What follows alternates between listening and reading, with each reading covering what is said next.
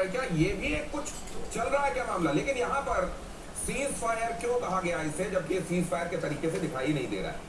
क्या ये कहा जा रहा था कि ये लाइफ सपोर्ट सिस्टम है, लाइफ सपोर्ट सिस्टम भी दिखाई नहीं दे रहा है। और अगर ये सीज फायर नहीं है, इस तरीके के माहौल में कोई बातचीत या किसी नेगोशिएशन से किसी कंक्लूजन तक पहुंचना जो उन पार्टीज के बीच के कंफ्लिक्ट को शांत करे और पूरी दुनिया का कल्याण करे, क्या यह संभव है। इस बीच कुछ एक खबरें अभी आशीष ने बढ़ाई है, इसको जल्दी तैयार कीजिए और जैसे तैयार हो जाए तो हमको बताइए, हम ये ब्रेकिंग के तौर पर अपने दर्शकों तक पहुंचाते हैं। किस तरीके से पूरा एक कंपाइलेशन किया है हिजबुल्लाह ने आईडीएफ पर होने वाले अपने हमलों का, उन्होंने ड्रोन से जो अटैक किया उनका पूरा विजुअल कंपाइलेशन उनकी तरफ से किया गया है। और इजरायली एयर स्ट्राइक जो लेबनान में हिजबुल्लाह के ठिकानों को टारगेट करते हुए की गई है, दोनों बड़े खतरनाक विजुअल्स हैं, आशीष आपको बताएंगे। लेकिन तब तक मैं जरा ये समझूं कि ओमान को जो धमकी दी गई है, ट्रंप की हो या ओमान को ये धमकी, असल में दोनों ही तरफ के इंटेंट ये नजर आते हैं।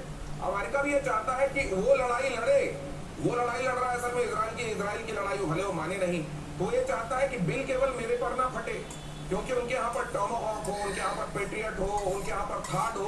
कहा यह जा रहा है तमाम मिसाइलें जो है ये 3-3 साल तक इनका टोटा उस तरीके से प्रोडक्शन किया नहीं जा सकता इनका। तो अगर चाइना के साथ कल लड़ाई छिड़ गई तो क्या होगा। तो ये चाहते हैं कि बिल केवल मेरा ना फटे, बाकियों का भी फटे।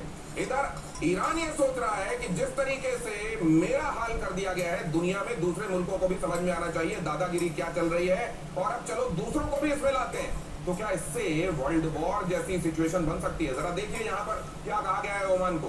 डोनाल्ड ट्रंप की तरफ से कहा गया है ओमान बाकी देशों की तरह व्यवहार करे, बाकी देश मतलब वेस्ट एशिया के बाकी देश जो हमारी लाइन टू कर रहे हैं उनकी तरह व्यवहार करे, वरना हम उड़ा देंगे, हमको इलेक्शन की परवाह नहीं है, डोनाल्ड ट्रंप ने कहा। ये धमकी क्यों दी है। Straight of Hormuz